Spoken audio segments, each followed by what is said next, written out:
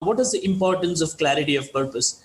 And how is it different from vision? Is it not one and the same? If it is different, right? What is the difference? How should an individual look, and work towards the purpose and also align themselves to the vision?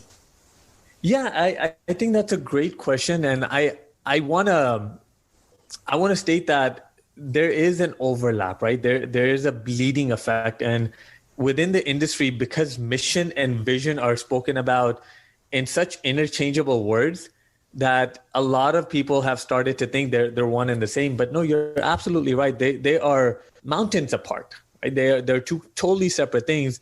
And the way I like to describe it to my clients is, think of starting a business like a journey, right? So you have your road, you have your exits, you have your vision, your mountain that you want to climb. But before you start any journey, and Simon says this better than anybody else that I've ever heard of, is why, right? Why do you want to start this journey? What is your purpose? What is your goal?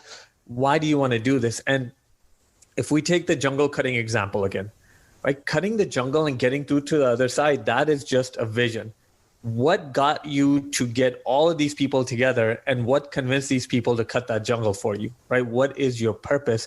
Why should they do it? And if you don't have a compelling why, it doesn't matter how great your team is. If your team doesn't believe in your why, they're not going to do the work, right? And your why is what gets you out of bed.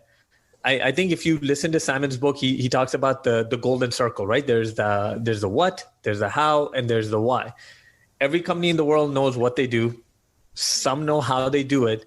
Very few know why they do it. And the reason why your why is so important is he associates it with your human brain, right? And he says there's companies that are fact-driven, right? They'll tell you, oh, we have the best computers in the world. We've got 150 gigs of space. We're the fastest, The reason how we do it is we make these beautiful computers. They're very simple.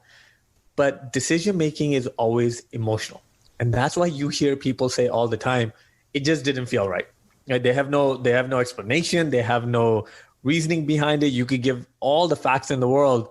It just didn't feel right. I couldn't make that decision. So if you can't talk to the person's brain that makes decisions, which is that why part, I forget what he calls that part of the brain, you're not going to be able to convince anybody to do anything.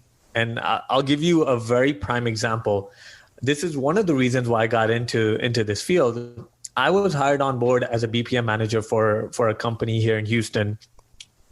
And they wanted to have this digital transformation. And we have the CFO who had completely bought in after doing a center of excellence exercise. And we figured out that their CRM was corrupted. It had to go, right? And the CEO just didn't buy into it. So we had to dig deeper and get more information. We spent a year and a half, collected a ton of data, did ROI assessments, did scalability analysis. We did everything imaginable. And at the end of the day, we were able to prove by facts that this CRM needed to go.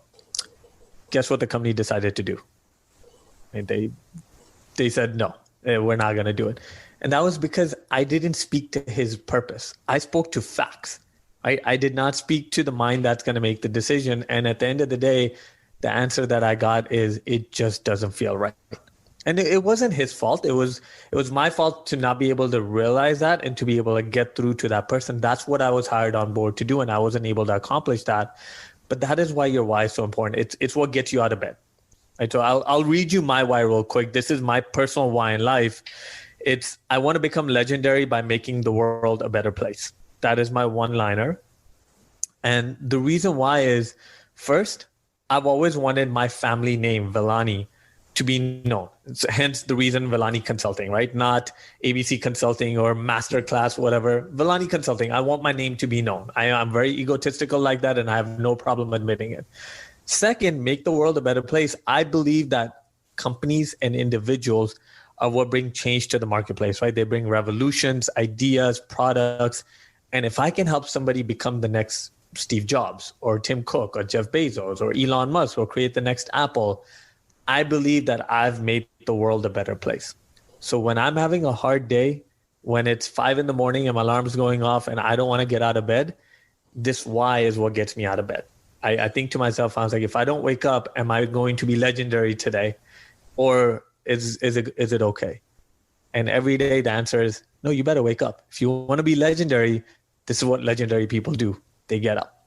So in a very long-winded answer, that's why your why is so important. This, I think, is something a lot of companies do recognize.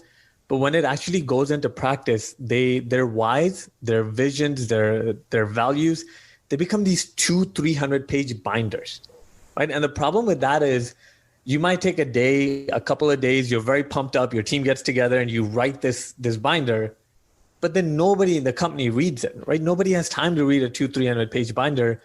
So simplifying your why, simplifying everything that you do in your company is so massively important. So when I'm reading this off to you, this is my page right here, right? This is my one pager. So you have my why, my core values, you have my 10-year statement, you have my 3-year plan, you have my 1-year targets, my quarterly initiatives. Everything's on one piece of paper. And my entire company now knows this is what we're working towards. You can ask anybody in the company and it rolls off their tongue like their birth date because it's so simple. So along with defining your why, make sure it's simple. It's a one-sentence why. If somebody got you in an elevator, you can say it within a second and say, this is what I do. And it's compelling and it makes sense. Make it simple and people will follow you to the end of the world. That is what I believe in.